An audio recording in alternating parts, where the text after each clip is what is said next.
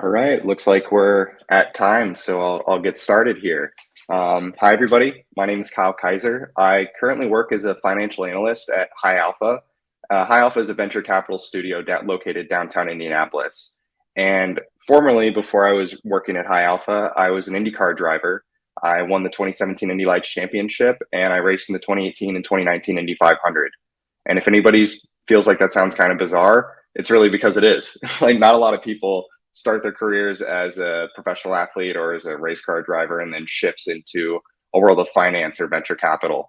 So what I'd like to do today is really just talk a little bit about what led me to that big career shift, and maybe try to talk about some of the early days and some of the preparation that happened before making that change that prepared me to make a big career shift like that, and how that could apply to a lot of what high school students are probably going through, trying to figure out what career path you want to go down and how to build towards that and keep your options open. So I'm going to start just kind of talking about the early days, maybe the very early days of my career when I started off very young. I felt that some of what that time period is about is really discovering your passions. When I was very young, I loved animals. So I thought when I first got started, I want to be a veterinarian. And why did I want to do that? Because I just wanted to take care of animals because I thought they were just great and I wanted to be around them all the time. But as I got older, that started to shift, which is totally normal. I'm sure a lot of people growing up said, I want to be an astronaut. I want to be a basketball player, football player. So I went through a lot of those phases as well when I was younger. I started getting into football, and I wanted to play in the NFL for a long period of time. I played Pop Warner. I went to my high school, wanted to be a quarterback in the NFL. Unfortunately, when I was in high school, I was a late bloomer, so I didn't grow until I was probably 18. So I was 5'6" in high school trying to be a quarterback. Probably wasn't the best fit, but fortunately, after I graduated, I grew a little bit and became 6 inches taller. It grew to 6 foot, but I eventually found my passion in racing, and I knew throughout high school I was missing a lot of school to go to racetracks, and I knew this is something I really wanted to pursue as a career path. So after graduating high school, I moved out to Indianapolis and made that my number one goal. But in the back of my mind, with anything, racing is a very volatile career. It's really hard to stay in that career path because you're constantly looking to raise money, and you kind of rely very early in your career on ability to get sponsorship to fund you. So knowing that's a reality in the sport, I didn't want to 100% just bank on everything in racing, because it's very likely that over time, you're not just going to be in racing. If that's all you put your eggs into one basket, it's very hard to stay. So growing up, I knew that my education was going to be key, and continuing to go to school and pursue college career, getting my degree was going to be that fallback that needs to happen if you want to not just be in racing your entire career. So maybe for a little bit of fun in the Q&A section, get some chat action. Maybe everybody can comment something that you remember when you were growing up that you wanted to do as your career, or maybe something that you're thinking about today that you would like to pursue as your career. So I'll be excited to see what you guys post in there, and maybe I'll call a few of them out. But kind of moving on, what were some of the things early on that really shaped why I wanted to do what I did when it came to racing, or when it came to pursuing an eventual career in venture capital? Early on, I had a handful of mentorship and inspiration from a lot of people around me. And I think it's really important when you're early in your career to find people that you look up to and that can teach you and maybe give you some experiences to help you shape what path you want to go on in your career. I have a kind of a short list of a few people that really made a big impact in my life. First and foremost is probably my dad. He was a tech CEO, worked in Silicon Valley. I grew up in California, so that gave me a lot of the exposure that I needed to know that, okay, down the road, pursuing a career in tech or pursuing a career as a startup founder was something that was really passionate for me. So that definitely probably played a role into me eventually going to venture capital. But his inspiration was definitely big for me when I was younger. A lot of other, maybe not individuals, but just people in my life when it came to football coaches and racing coaches, a lot of the lessons you learn through sports, and I think is super valuable, is just being able to push through adversity, work with other people, be a leader. So those are a lot of things that were important growing up when I was younger. A lot of teachers that teach good habits for how to study, how to work hard, and really kind of built my passion for wanting to continue learning. Regardless of what I was doing, I constantly wanted to learn more and more. And then the last thing, and I think this doesn't get spoken about enough, but really surrounding yourself with like-minded peers. Like, you don't always need to find a mentor that is older than you or necessarily have years of wisdom. Finding people that are your similar age, that you share a lot of common interests with, I think that's super important, to find people that can push each other. I know throughout my racing career, I had a few teammates that I respected very highly, and we were about the same age, but we constantly worked out together, trained together, and pushed each other. And I think that's really what helped us, at least in our racing career, to advance to the levels that we did as teammates. Kind of the next thing that I would say, like looking back to when I was younger, in terms of finding mentors, or how do you meet somebody maybe outside of your network? Going to events and socializing is definitely probably the easiest way to start to network. One thing for me personally that I found was a challenge, especially when I was younger, is I'm more of an introvert, and I was definitely more shy. And going to these social events or going to things where I might not know many people, I felt a lot of anxiety to go up to people that I didn't know and start talking to them. And at times you still feel that today. So I think that knowing that that's a part of something that everybody goes through, it always feels a little uncomfortable when you're in a new environment or something doesn't feel totally natural.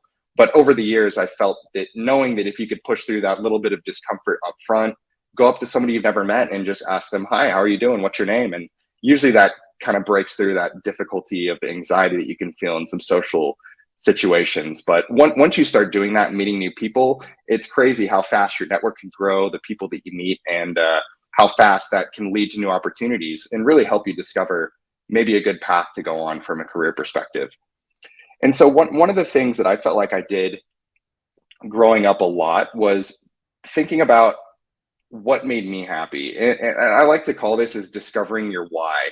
Why do you want to do certain things in your life? Why do you want to pursue certain things? And I think a lot of people kind of skip past the self-reflection and introspection stage. There's so many distractions in the world today with cell phones and social media and video games. And there's just so much going on and so much noise in the world that I think spending some time to really sit and think to yourself and, just self-reflect as to what really brings me joy. What are some things that I'm really good at? And what are some small steps I can take towards achieving some of the goals I've set? So I think one thing I tried to do often was, take some time to yourself, hit pause, step away from all the noise, and really just self-reflect as to what are some things that I can do to advance my career, or what are some things that I can do that would just make me happier. And through that self-discovery, self-reflection, you can definitely start to carve out some actionable steps to help you build towards your goals. So I see I did get a question in chat, so I can answer that really quick. Did you used to be good at football? Well, that's a good question. I'd like to think so. I think despite my size at the time, I was a pretty strong football player. I won the Pop Warner Regional Championship, so I definitely wanted to play in the NFL. But I think height is definitely more important in football than most sports. So I don't think I would have probably made it to professional there. But good question. Keep the questions coming. If anybody else has any, feel free to throw them in the chat. So kind of moving on past discovering your why, and that's probably a good thing for people in the chat to start thinking about. If you start thinking about, what is your why? What brings you joy? What are some things you're good at? Really start to think that through. So back to kind of my trajectory. So after high school, I graduated and immediately moved to Indianapolis. So I was 18 years old with a primary goal of just pursuing my dream to become an IndyCar driver. The main reason I did that was because I know that, those opportunities don't come very often. And the younger you start, that's kind of your window to take a shot. So I didn't want to hit my educational career on pause. I knew that getting my degree was still a priority. So the way that I was able to kind of construct something there was I moved to Indianapolis, and the racing season typically goes from March through September. So I knew from after September until March, I was pretty much free to be able to pursue my racing and then be able to do my education on the side. So what I did is I still got accepted into college. I went to my hometown school in Santa Clara, California. And I originally didn't decide what my major was right out of the gate because I wasn't 100% sure. But the ability to be able to spend half the year focused solely on racing and the other half of the year solely focused on my education, I think helped me excel at both. I think it can be really tough if you're trying to focus on too many things at once. It's really difficult to do both really well. So one of the major things that I had to learn was being able to separate the two so that I could do both really well at different times during my year. So being able to do that, go back and forth between California and Indiana, focus on racing, focus on college, allowed me to push forward my education, but also do really well in racing. So I started off moving out here in 2013, and by 2017, I won the Indy Lights Championship and was ready to go racing in IndyCar. And things were looking really good for IndyCar. We raced in the 2018 Indy 500 and 2019 Indy 500, had some good success, really big moments. And 2020 was shaping up to be a really big year. So, at the time, we had sponsorship lined up and we were ready to make that next step, try to get more races on the calendar. I was celebrating my 24th birthday. And it turns out March 2020 was known for a lot more than just a big year for my racing career. Turned out to be the start of the COVID pandemic, I'm sure, as everybody knows. And that impacted so many people in so many different ways. But when you really start to think about it, you can't let things outside of your control completely derail your career or career decisions. So I was really grateful that I had been continuing to pursue my education because it allowed me to kind of pick up where I'd left off there. Sponsorship had fallen through because of the COVID pandemic. A lot of companies were pulling back on their sponsorship dollars. So it gave me a really good opportunity to reflect and think, how can I make the most of the situation, regardless of what's happening in my racing career, and still be able to make the most of it. So basically what I did is a lot of colleges and schools were able to offer remote learning opportunities. So that gave me a chance to move back to Indiana and finish my schooling online and start to self-reflect and think, what would I like to do with my career? Through college, I ended up changing my major and going towards finance, which growing up was just an area that I felt like I had a lot of passion towards. I'm somewhat of an analytical person. I was always good at math, so I felt like it was a good fit. And it turned out to be the right decision. But I think constantly thinking about what made me happy and what were the majors you could pick. Picking your major isn't the end of the world. You can always shift. And I've seen a lot of people, especially at my job, that majored in one thing and then shifted to something else. So it's not the complete end game of what you decide for your major, but it definitely was a good pick for myself. So basically with remote classes allowing me to get my degree, I started thinking, where would I like to work? What is a career that I'd like to be involved in? And through networking and through meeting different people, I was able to meet some of the partners at High Alpha. And I was really excited about what they were doing. Starting companies in the B2B SaaS industry was really exciting and really cool. And being able to see how you get to work directly with new CEOs that are trying to create new innovation, that really checked all the boxes for things that I was really passionate about. So I was really excited for the opportunity to work with them. But I'm going to take a minute to kind of jump in the chat. It looks like a lot of questions have kind of popped through in the last few minutes. So I'm gonna quickly answer a few questions. How did I get into racing was a question from Quentin. So originally, when I started racing when I was young. So at 6 years old, I got into go-karting just because I used to go to the local karting tracks, like indoor karting, and thought it was really fun. And my dad was also starting to become kind of passionate about racing as a hobby. So that gave me an opportunity to go jump in go-karts and pursued from go-karts and then jumped into cars when I got to 13. And from there, it just kind of spiraled. You just keep racing faster cars as you stay in it. Liz asked, why did you pick your major? So I kind of touched on that a little bit there, but originally just my background and wanting to be in analytical topics, as well as just I'm kind of built towards math. And I'll show kind of a fun example in a little bit as to why I kind of got my job at High Alpha. Kale asked if you would go back to football. That's a great question. I feel like with football, it's tough to, especially if you get out of it, it's tough to go back into it, especially because of the progression from high school to college to NFL. So at this point, I could see myself doing like a flag football league for fun, but I don't think as a career, it's probably an option.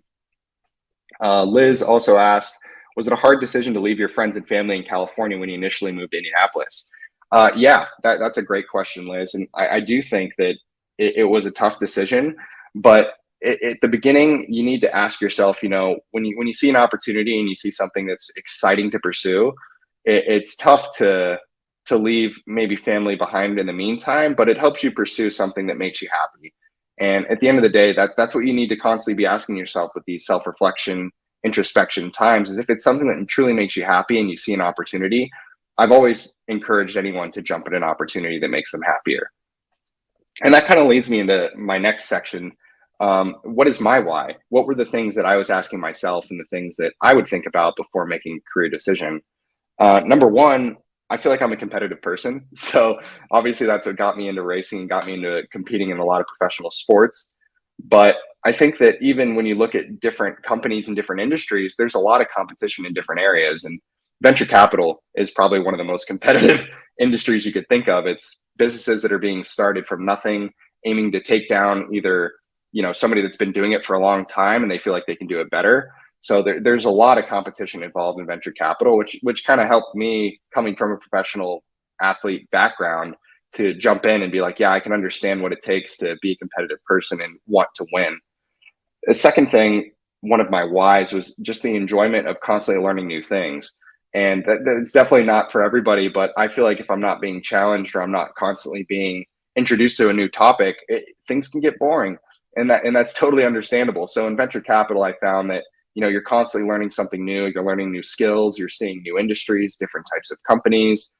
There's constantly a challenge involved with working in venture capital. So that was another thing that kind of led me in that direction.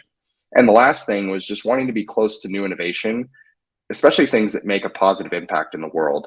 It's really easy to think about how do I make an impact? How do I do something that's going to make a tangible difference?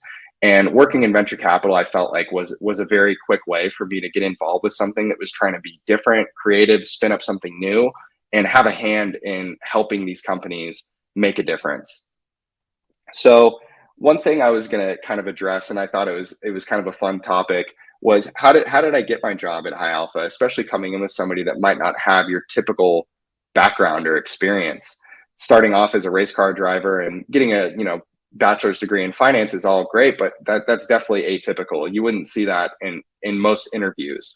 So one of my passions before getting involved in venture capital was Formula One, and I used to do a lot of just internal analysis on Formula One just to find out who are the best drivers really, who's going to be quick this weekend.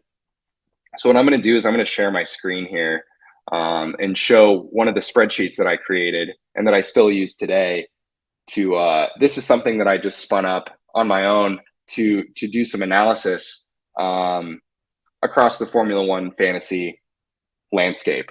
And so when I first jumped into High Alpha and they were asking me, what's your experience with doing spreadsheets? What's your experience with doing analytics?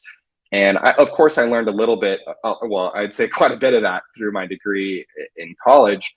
But there was a lot of things that I just kind of bootstrapped and figured out when it came to learning different formulas. And that can be applied to really anything that you do. If you're passionate about something and you want to figure something out, I've always been an advocate for just jumping in and figuring it out and learning it by doing it and playing around. So this was my example of, hey, I want to see if I can predict where drivers are going to qualify for the race. So every weekend I'd come in here and I'd plug all their sector times for every session. And then I created a formula that would predict where they were going to start the race. And that was something that was kind of like a passion project for myself. And I didn't really do it for anything other than my own enjoyment, which this definitely isn't for everybody, but it was something that I thought would be fun to see if I could figure out. And most of the time I'd be able to predict where a lot of drivers would start the races. So when I was in my interview with High Alpha, they were asking me these questions. What kind of, analytics do you do? How do you do predictive forecasting? And I just pulled this spreadsheet up and said, hey, here's something that I did on my own that I was passionate about. And I could see how this would be applicable to the work that you do at a venture capital studio, being able to forecast different analytics, different KPIs that companies are tracking.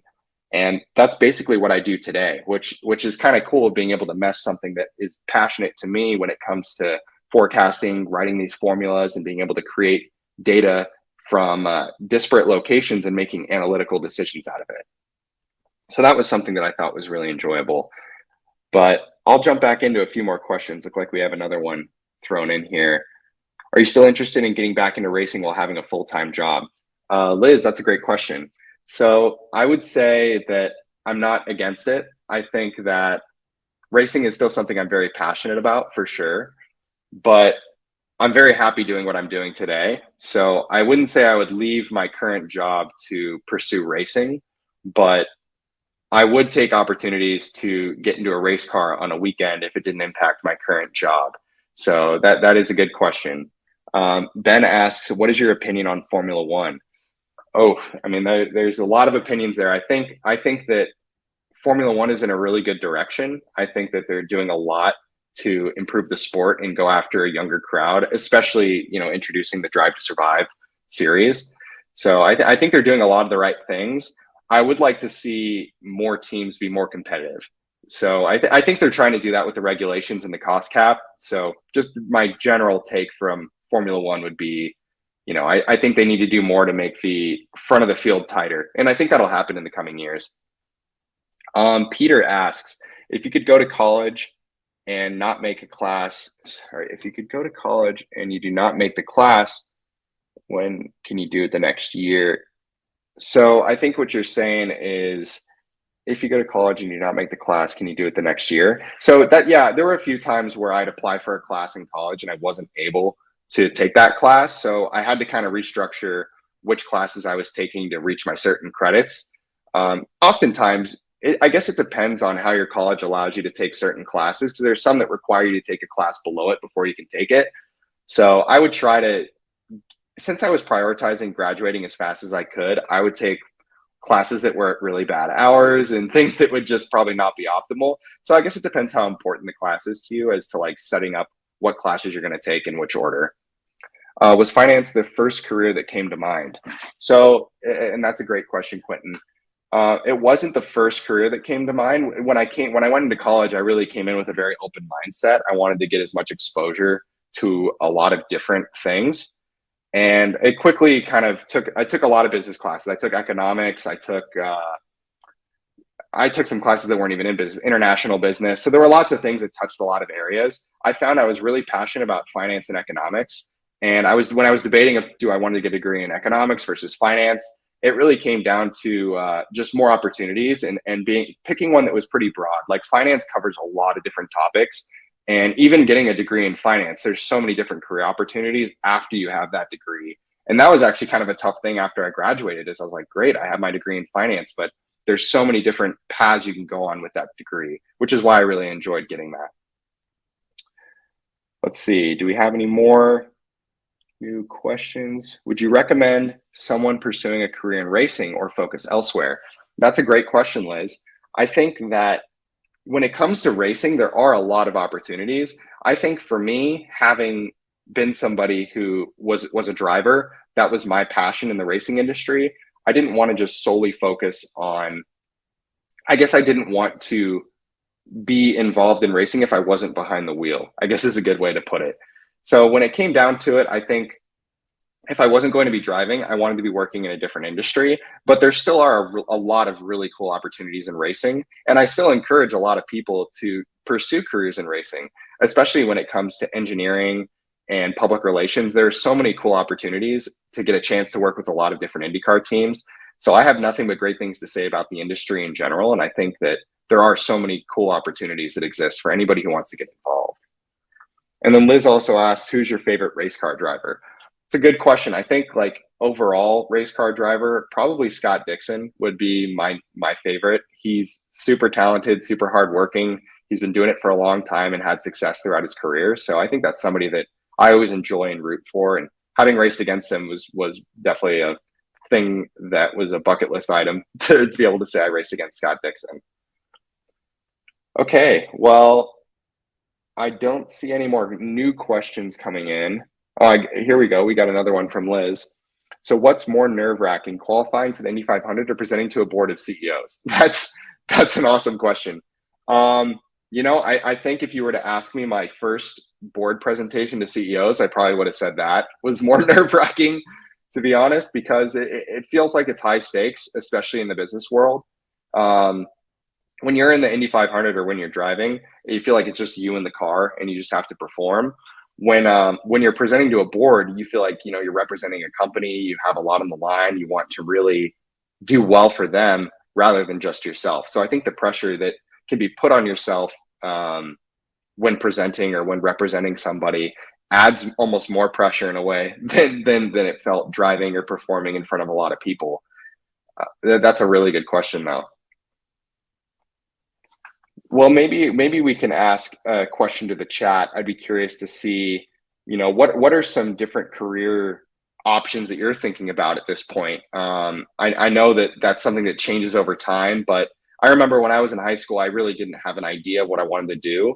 So if you're not fully sure of maybe a career exactly, what are some things that you enjoy doing that could translate into a career? So I'd love to see what people comment for that.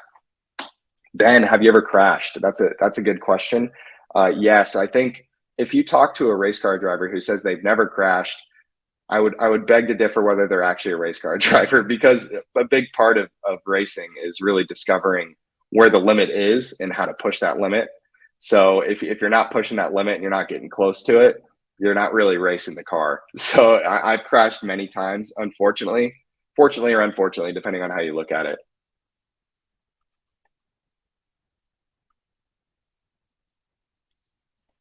All right.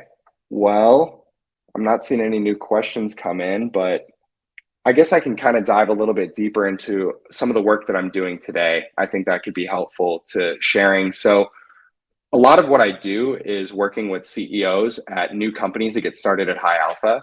So, the way High Alpha works is we have two departments. We have a department called High Alpha Studio and High Alpha Capital. High Alpha Studio, we spend a week out of the year, or sorry, a week every quarter to ideate and come up with new companies that would be really cool to pursue and start. Once we test those ideas, we make a lot of phone calls, we build a pitch deck, we actually pitch the company to the board, to the partners of High Alpha, and they decide, okay, that's a good idea. Let's go find a CEO and let's start that company. They've been doing that for the last 6 years and have started about 30 companies in house. And some of those companies have been acquired or exited or merged with other existing companies. So there's some really exciting work that happens at High Alpha. But my job, what I do specifically, is when we start a company in house, the CEOs that we bring on board have a lot on their plate. My job is to help advise with who should be the first hires that we make for the company. How do we plan expenses and forecasting how long we can keep this company going with the amount of cash we have on hand?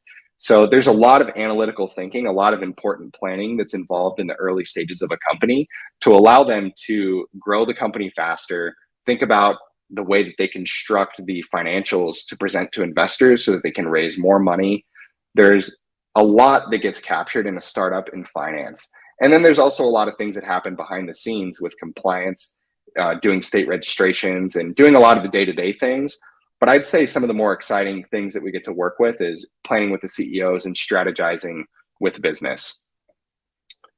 Liz asks, would you say the feeling of crashing would be similar to your computer crashing without saving your work? I like that question.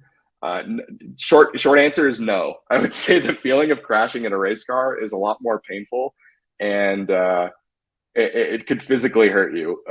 Your computer crashing without saving your work is maybe you feel about the same afterwards mentally of how sad you are, but yeah, that's it. That's a good analogy and a good question, Liz. How long does a race last?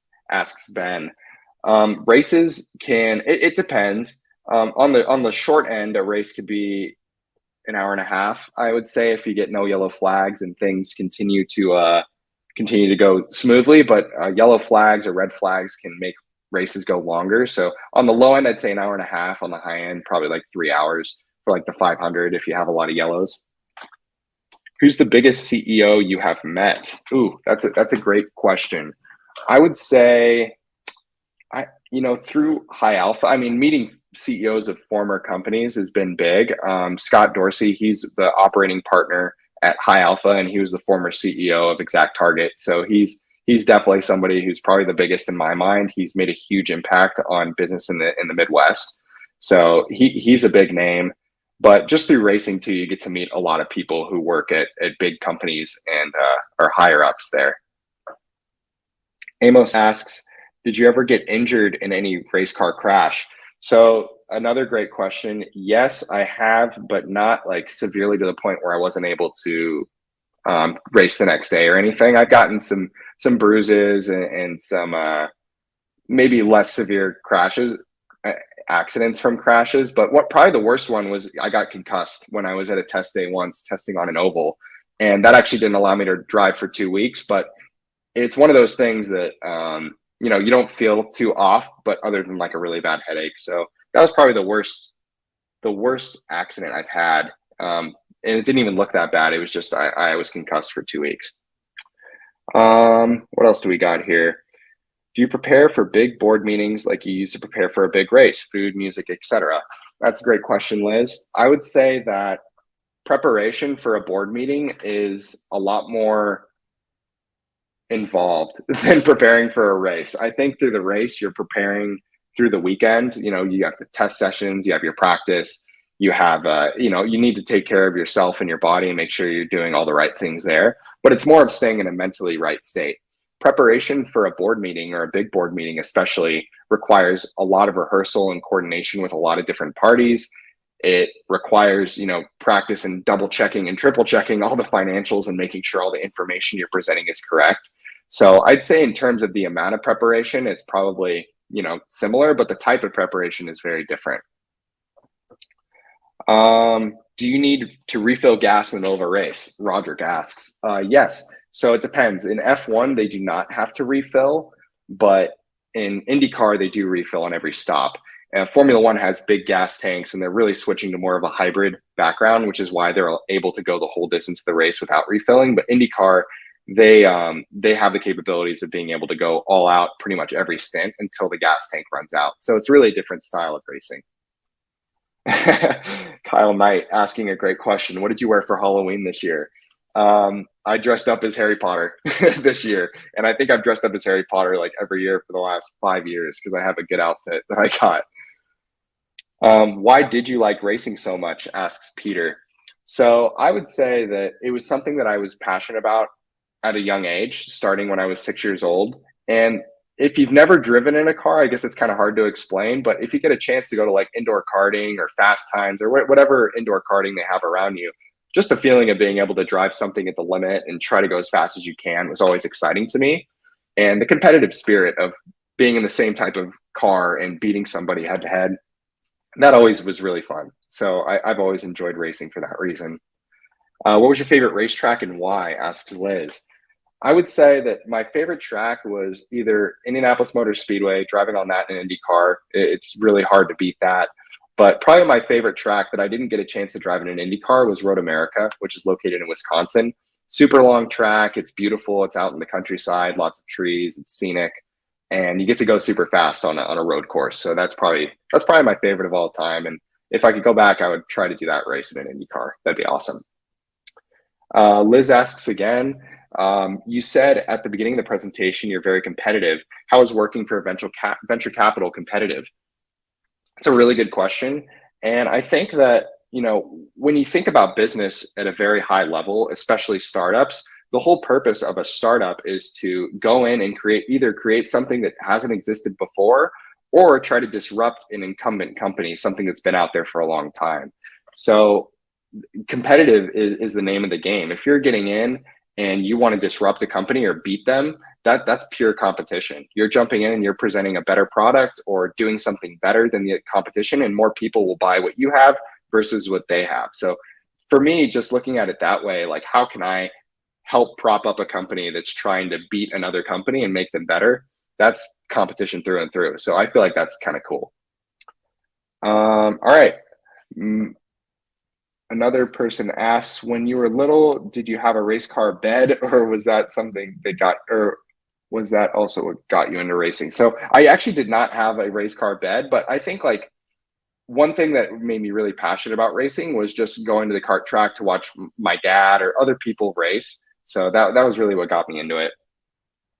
Do you know the fastest you've gone in one race?